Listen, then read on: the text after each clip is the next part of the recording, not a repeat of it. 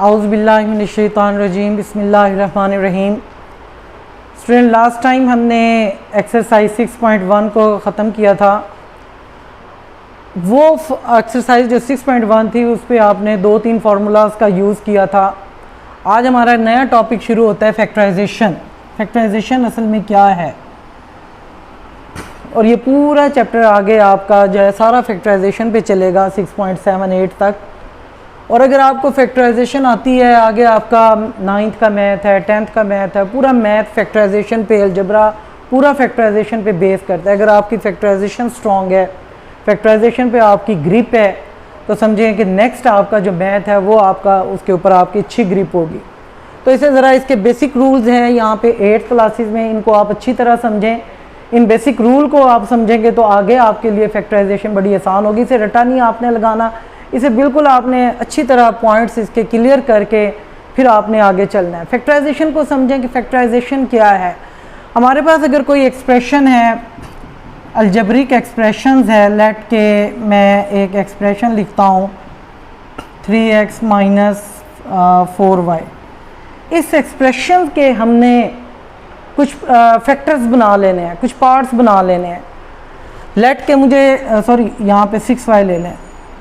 यहाँ से अगर आप देखें कि ये 3 है और ये 6 है, तो मैं इसके फैक्टर कैसे बनाता हूँ, तो मुझे पता है इन दोनों फैक्टर्स में इस एक्सप्रेशन की दोनों टर्म्स में से 3 कॉमन आ रहा है। 3 कॉमन आ रहा है तो इसका मतलब है कि अंदर रह जाता है आपके पास x, क्योंकि 3 कॉमन ले लिया, -3 2 6y। तो आपके पास एक फैक्टर इसका 3 बन जाता है और एक x - 2 बन जाता है, यानी एक x - 2y है और एक फैक्टर आपके पास इसका 3 है। यानी ये एक्सप्रेशन थी आपके पास। इस एक्सप्रेशन को आपने 2 फैक्टर्स में चेंज कर दिया, ये इसके फैक्टर्स बन गए हैं। अगर इन फैक्टर्स को आप मल्टीप्लाई करोगे, ये 3 और देखें x - 2y आया है, अगर आप इन दोनों फैक्टर्स को मल्टीप्लाई करोगे आपके पास यही एक्सप्रेशन दोबारा आ जाएगी। 3 को देखें x से मल्टीप्लाई किया, 3x - 3 2 6y।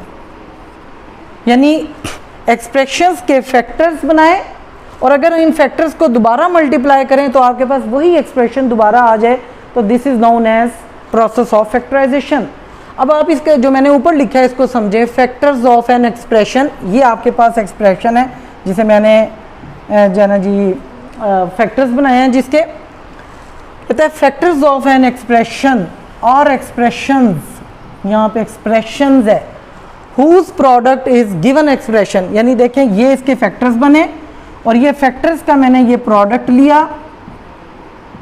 प्रोडक्ट लेने के बाद जो आपका आंसर आया ये आपका वही एक्सप्रेशन दोबारा आ गई है। दोबारा इसको समझें कि फैक्टर्स ऑफ एन एक्सप्रेशन और एक्सप्रेशन, या एक एक्सप्रेशन भी हो सकती है या एक से ज़्यादा एक्सप्रेशंस भी हो सकती हैं। उनके जब आप इस तरह फैक्टर्स बनाते हो और फैक्टर्स को मल्टीप्लाई करते हो तो दोबारा आप उसके एक्सप्रेशन पे पहुंच जाते हो, तो whose product is the given expression. तो ये चीज़ को डेफिनेशन जो फैक्टराइजेशन की है वो यहाँ से आपकी शुरू होती है। ये प्रोसेस जो मैंने सारा किया है, ये डेफिनेशन है आपके the process of expressing the given expression. ये गिवन एक्सप्रेशन को आपने एक्सप्रेस करना है as a product of its factor. ये प्रोडक्ट ऑफ इट्स फैक्टर, ये देखें 3 और ये x - 2y आपस में मल्टीप्लाई हो रहे हैं, ये इसके फैक्टर्स हैं। द प्रोसेस, ये जो प्रोसेस हम कर रहे हैं एक्सप्रेसिंग द गिवन एक्सप्रेशन, के गिवन एक्सप्रेशन को एक्सप्रेस करना as a product of its factor, के इस फैक्टर इसके फैक्टर्स में, इसके फैक्टर्स को प्रोडक्ट की फॉर्म में एक्सप्रेस करने के प्रोसेस को क्या कहते हैं, फैक्टराइजेशन और फैक्टराइजिंग। के ये चीज़ कहलाती है फैक्टराइजेशन या फैक्टराइजिंग। तो उसका तरीका आपने क्या पढ़ा है कि जो आपके पास एक्सप्रेशन होगी आपने उसके फैक्टर्स बना देने हैं। उसके फैक्टर्स कैसे बनाएंगे उसके हम डिफरेंट मेथड यहाँ पे पढ़ेंगे। पहला जो मेथड आपके पास अगली एक्सरसाइज में आ रहा है वो है बाय टेकिंग कॉमन। सबसे पहला फैक्टराइजेशन का जो प्रोसेस है वो है कि आपने जो भी एक्सप्रेशन आपके पास गिवन होगी आपने उसमें से कॉमन लेना है। क्या कॉमन लेना है, कैसे कॉमन लेना है, ये हम एक्सरसाइज को देखते हैं। एक्सरसाइज 6.2 है। जब भी आप फैक्टराइजेशन का लफ्ज़ आए तो आप पहले देखें जो हमारे पास एक्सप्रेशन है क्या उसमें से कोई चीज़ कॉमन आ रही है। मसलन हम यहाँ पे क्वेश्चन पे आते हैं, क्वेश्चन नंबर 1 पे 3x माइनस 9y, ये हमारे पास एक एक्सप्रेशन है, गिवन एक्सप्रेशन है, और हम इसको इसके फैक्टर्स में कैसे तकसीम करते हैं। तो सबसे पहले काम मैंने आपको क्या बताया, कोई भी एक्सप्रेशन है तो आप उसमें देखें आपके पास कोई कॉमन आ रहा है। मसलन मुझे पता है यहाँ पे ये 3 है और यहाँ पे दूसरी टर्म 9 है। 9 जो है वो 3 का मल्टीपल है। 9 को हम ऐसे लिख सकते हैं 3 × 3। तो आप यहाँ से देखें एक 3 और एक यहाँ से 3, ये दोनों टर्म्स में से कॉमन आ रहा है। तो आप यहाँ से 3 को कॉमन ले लें। जब आपने कॉमन लिया तो अब ये टर्म विदाउट 3 इसका जो है बाहर हमने कॉमन ले लिया। अब यहाँ पे सिर्फ रह जाएगा x माइनस, देखें एक 3 मैंने कॉमन ले लिया है, एक 3 आपके पास बाकी बच गया है, 3 और y यहाँ पे रह गया। यानी जो कॉमन आप लेते हैं तो हर टर्म को कॉमन के बगैर जो बचेगा वो आपका उस बाकी टर्म होगी। तो यहाँ पे आपने 3 कॉमन लिया तो 3 कॉमन लेने से यहाँ आपके पास रह गया x माइनस, या इसे ऐसे करें कि 3 को 9 पे डिवाइड कर दें, 3 3 are 9 और साथ y। ये आपके फैक्टर्स बन गए, एक इसमें फैक्टर 3 है और एक x माइनस 3y है। तो बस ये आपने इस तरह टर्म्स के अंदर से कॉमन लेना है इस एक्सरसाइज में। क्वेश्चन नंबर 2 है, ये छोटे पार्ट्स हैं तो आगे ये थोड़ा सा लेंथी हो जाएगी एक्सरसाइज, पहले बेसिक्स चीज़ें हैं। अब देखें ये एक्सप्रेशन है, आप यहाँ से देखें कॉमन कोई चीज़ आ रही है तो अगर आप दोनों टर्म्स को देखें यहाँ से x कॉमन आ रहा है, इससे आपका ये वाला पार्ट भी क्लियर हो जाता है। x यहाँ से आप कॉमन लें तो बाकी आपके पास क्या रह जाता है y प्लस z। x जब आप कॉमन ले रहे हैं तो ये टर्म विदाउट x तो ये y रह जाएगा, प्लस का साइन, यहाँ से x फिर कॉमन बाहर वाला आ गया, जो कॉमन ले लिया आपने उसे छोड़ दें, बाकी क्या रह गया यहाँ पे z। तो ये दो फैक्टर्स के बन गए, एक x है और एक y प्लस z है। तो गिवन एक्सप्रेशन को उसके फैक्टर्स में डिवाइड कर देना, this process is known as factorisation. तो अब हम तीसरे क्वेश्चन की तरफ आते हैं, इसके 6ab माइनस 14ac।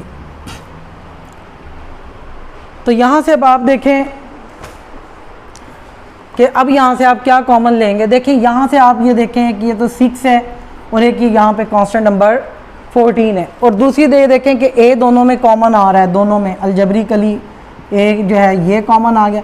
इन कांस्टेंट नंबर में से भी आप कॉमन ले सकते हैं। कैसे ले सकते हैं, देखें मैं अगर 6 के फैक्टर बनाऊँ, आपने छोटी क्लासेस में पढ़ा है 6 के क्या फैक्टर बनते हैं, 2 3 are 6, यानी यहाँ पे आप ये इस तरह फैक्टराइजेशन करते हैं 2 3 are 6, और 14 की फैक्टराइजेशन आप करते हैं 2 7 are 14, तो 2 × 7। ये आपने ऊपर करना नहीं है, ये सिर्फ मैं समझाने के लिए कर रहा हूँ। अब अगर आप दोनों टर्म्स में देखें तो आपके पास यहाँ 2 कॉमन है, तो 2 को भी आप बाहर कॉमन के तौर पे ले लें।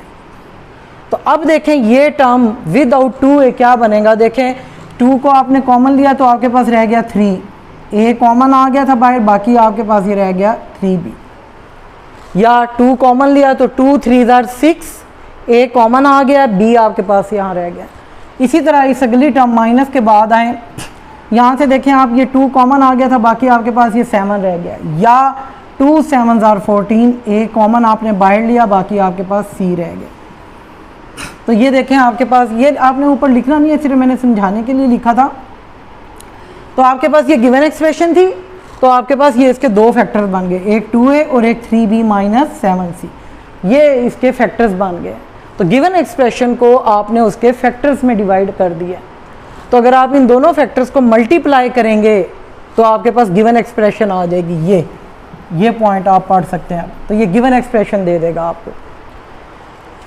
तो इस तरह आप जो है ना क्वेश्चन नंबर 4 पे आए, ये है 3m³ np minus 6m² n। तो अब आप इसको देखें, कि आपके पास क्या कॉमन आ रहा है। एक तो पहले कांस्टेंट नंबर को आप देख लें, 3 है और 6 है। 3 और 6 में से आपको पता है 3 कॉमन आ जाएगा, क्योंकि 6 की फैक्टराइजेशन आपने ये की हुई है। तो यहाँ से देखें 3 है और ये 3 है, ये कॉमन ले लिया आपने। m की पावर यहाँ पे देखें 2 है, m को चेक करें दोनों टर्म्स है, यहाँ पे m की पावर 3 है, यहाँ पे m की पावर 2 है। जो कॉमन आती है वो लीस्ट पावर कॉमन आती है। यहाँ पे m की पावर 3, यहाँ पे m की पावर 2, तो आपने m की पावर 2 को कॉमन ले लिया। लीस्ट पावर, छोटी पावर जो थी वो m की पावर 2 थी। n को देखें, अगर आप यहाँ भी n है, यहाँ भी n है, तो n भी आपके पास कॉमन आ गया। एक से ज़्यादा यानी कि आपके पास कॉमन आ रहे हैं। अब आप ये वाली टर्म जो आपने कॉमन लिया है उसके बगैर क्या बचता है वो आपने लिखना है। देखिए 3 आपका कॉमन आ गया, m क्यूब था, आपने m स्क्वायर को कॉमन ले लिया तो एक m की पावर आपके पास रह गई है। n आपने कॉमन ले लिया, ऐसे स्किप कर दें, p आपके पास बाकी बच जाता है यहाँ पे।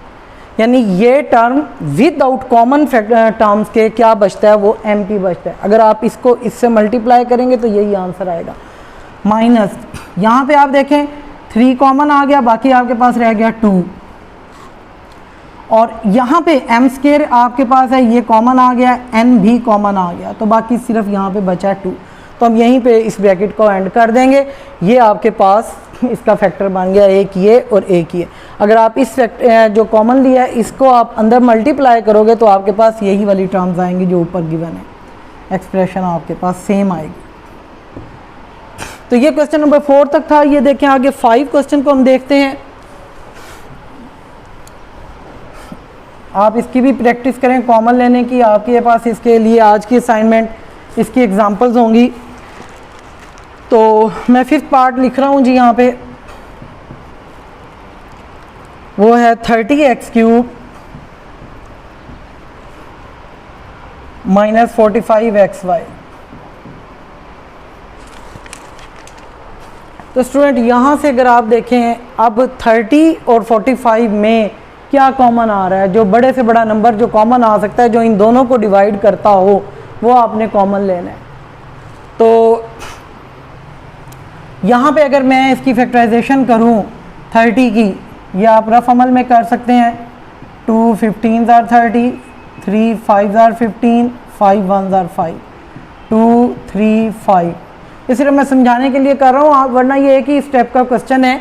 अगर बास को नहीं पता चलता कि इनमें से क्या कॉमन आए तो फिर आप थोड़ा सा ये प्रोसेस कर लें। 3 15s are, 3 5s are और 5 1s are।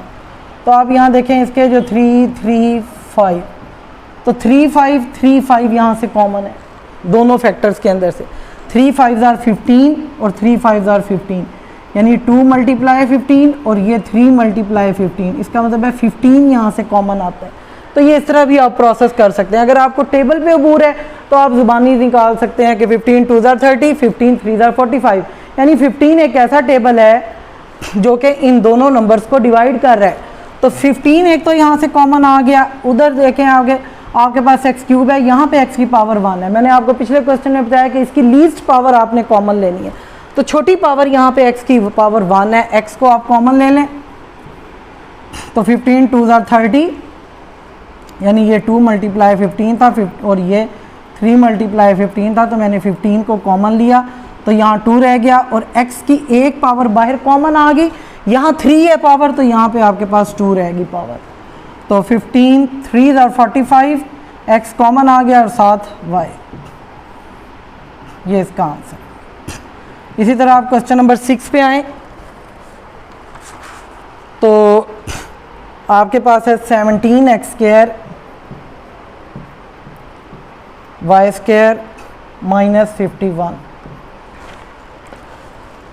तो स्टूडेंट यहाँ से अगर आप देखें कि 17 और 51 क्या होता है,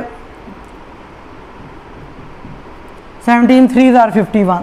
तो आप देखें यहाँ पे 17 है और यहाँ पे भी 17 है, अब सिर्फ 17 कॉमन आ रहा है क्योंकि x y सिर्फ इस टर्म में मौजूद है, इसमें नहीं है।